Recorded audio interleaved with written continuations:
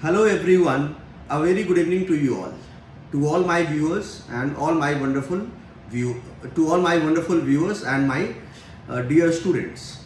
Guys, today's topic which I have taken up for discussion is a very landmark case law, constitutional landmark case law, and the name of the case is ADM Jabalpur versus Shivkant Shukla.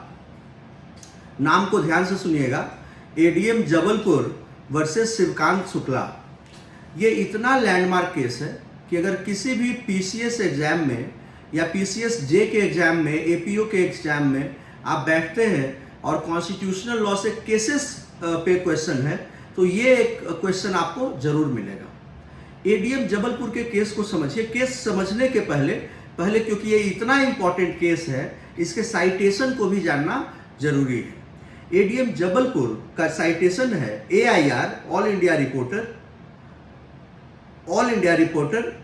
1976 supreme court 1207 supreme court 1207। अब बात को समझिएगा, इसमें chronology है।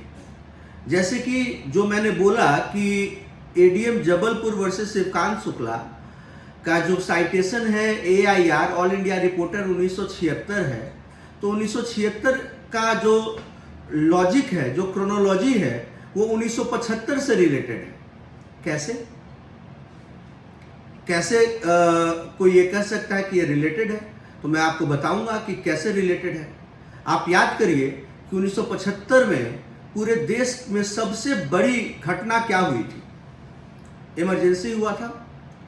Emergency जिसने कि पूरे देश को उथल पुथल कर दिया था, पूरे देश को एक तरह से मतलब पलट करके रख दिया था। पूरे देश की संस्था, लोग, इंस्टीट्यूशन सब तहस नहस हो गए थे। तो एक्चुअल में 1975 में इमरजेंसी होता है।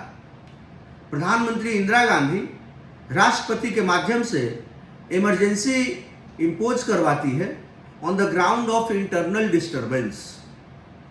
किस ग्राउंड पर? On the ground of internal disturbance.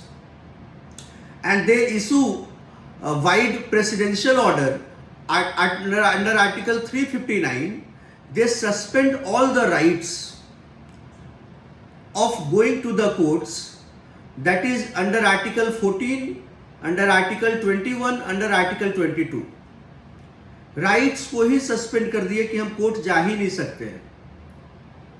Wide presidential order under article 359, article 14, article 19, article 22, article 14, article 21 और आर्टिकल 22, ये तीनों आर्टिकल्स काफी इंपॉर्टेंट आर्टिकल्स हैं। अगर आप आर्टिकल 14 को देखिए तो 14 राइट टू इक्वालिटी के बारे में बात करता है। 14 कहता है the state shall not deny to any person equality before any person और equal protection of laws within the territory of India। मतलब कि आर्टिकल 14 कह रहा है कि आप इक्वालिटी बिफोर लॉ को आप सस्पेंड नहीं कर सकते, हटा नहीं सकते हैं, छीन नहीं सकते, डिनाई नहीं कर सकते हैं, और इक्वल प्रोटेक्शन ऑफ लॉ को भी आप छीन नहीं सकते हैं इंडिया के टेरिटरी में। ये आर्टिकल 14 में है। आर्टिकल 21 की जब आप बात करते हैं तो आर्टिकल 21 में क्या है? आर्टिकल 21 में साफ साफ लिखा गया है कि no person shall be deprived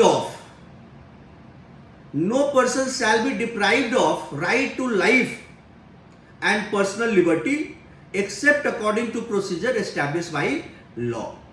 article 21, I repeat, that it says that no person shall deprive of, कोई भी पर्सन को डिप्राइव नहीं किया जाएगा राइट टू लाइफ से और पर्सनल लिबर्टी से। इन दो में से किसी भी ग्राउंड पर, चाहे वो राइट टू लाइफ हो या फिर पर्सनल लिबर्टी हो, किसी भी ग्राउंड पर डिप्राइव नहीं कर सकते हैं except according to procedure established by law. Procedure established by law पे आप ऑफ कोर्स किसी को भी डिप्राइव कर सकते हैं, लेकिन यहां पर क्योंकि प्रोसीजर एस्टैब्लिश्ड, अगर मान लीजिए कि प्रोसीजर एस्टैब्लिश नहीं है तब आप डिप्राइव नहीं कर सकते। बट अगर प्रोसीजर एस्टैब्लिश है तो आप डिप्राइव कर सकते हैं, राइट। तो ये 21 में दिया गया है। 22 में आप ले लेते हैं कि अगर कोई भी आपको गिरफ्तार करेगा तो he has to inform you of the grounds of arrest, he has to take you before the nearest judicial magistrate within 24 hours excluding the time of journey। ये सारे चीज़ों को ख़त्म कर दिया गया, इन सारे चीज़ों पे रोक लगा दी गई कि 14, 21 और 22 इसका कोई रोल अब नहीं है। तो एडीएम जबलपुर के केस में वर्सेस शिवकांत शुक्ला के केस में केस किया जाता है, और इस केस को फिर हैबियस कॉर्पस केस के नाम से भी जानते हैं। ये बात भी आपको बता दूं, बहुत बार आता है कि habeas corpus case is known by other name, तो कौन सा इसका दूसरा नाम है? तो आपको लिखना पड़ेगा एडीएम जबलपुर। बहुत बार आ जाएगा कि ADM Jabalpur is also known as by which name, तो आपको लिखना पड़ेगा हैबियस कॉर्पस केस, राइट।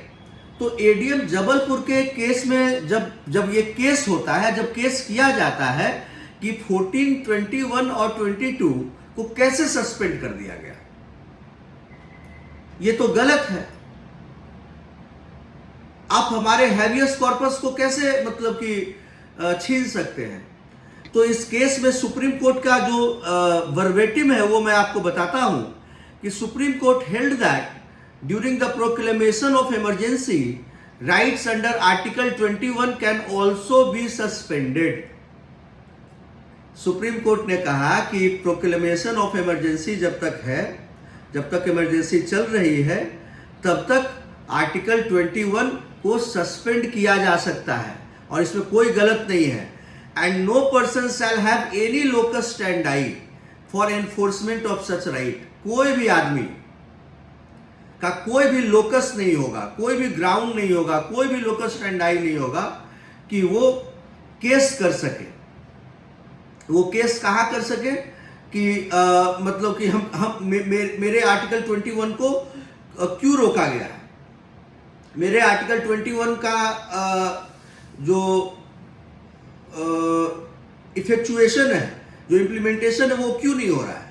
आप ऐसा नहीं कर सकते, आपका कोई लोकस स्टैंड आई नहीं है। तो सुप्रीम कोर्ट ने यार काफी क्लियर कर दिया इसमें, और आगे ये भी कहा कि court held that any claim to a writ of habeas corpus to challenge the detention on any ground amounted to enforcement of rights under article 21 which was suspended vide presidential order under article 359।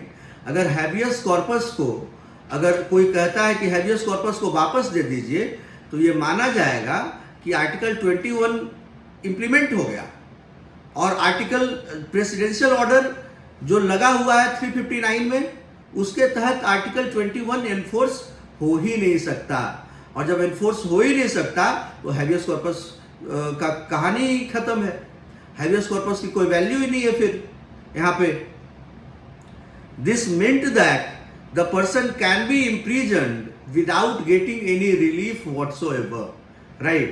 मतलब कि कोई भी आदमी, इसका मतलब ये है कि जेल के अंदर है तो जेल में ही पड़ा रहेगा, और इसी के कारण से इस केस को हैबियस कॉर्पस केस के नाम से जानते हैं। ये याद रखिएगा, इस वीडियो को बार बार देखने की कोशिश करिएगा, क्योंकि ये काफ़ी इम्पॉर्टेंट वीडियो है।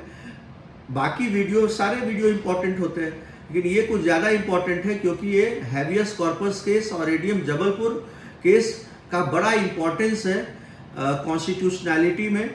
इसका बड़ा ही इम्पॉर्टेंट रोल है, क्योंकि इमरजेंसी एक ऐसी व्यवस्था थी जिसने कि पूरे देश को पलट के रख दिया, देश को एक नई दिशा दी, और उसी दिशा देने के क्रम में आमूलचूल परिवर्तन जब हो रहा था, तो वही समय एडीएम जबलपुर का केस हुआ था, जो कि अपने कारणों के लिए याद रखा जाएगा। आप, आई होप कि आपको समझ में मेरी बातें आ गई होगी। हम लोग नेक्स्ट वीडियो में, नेक्स्ट टॉपिक में कुछ अलग मुद्दों पे बात करेंगे। And stay tuned on our YouTube channel guys. Thank you everyone for watching. जय हिंद, जय श्री राम।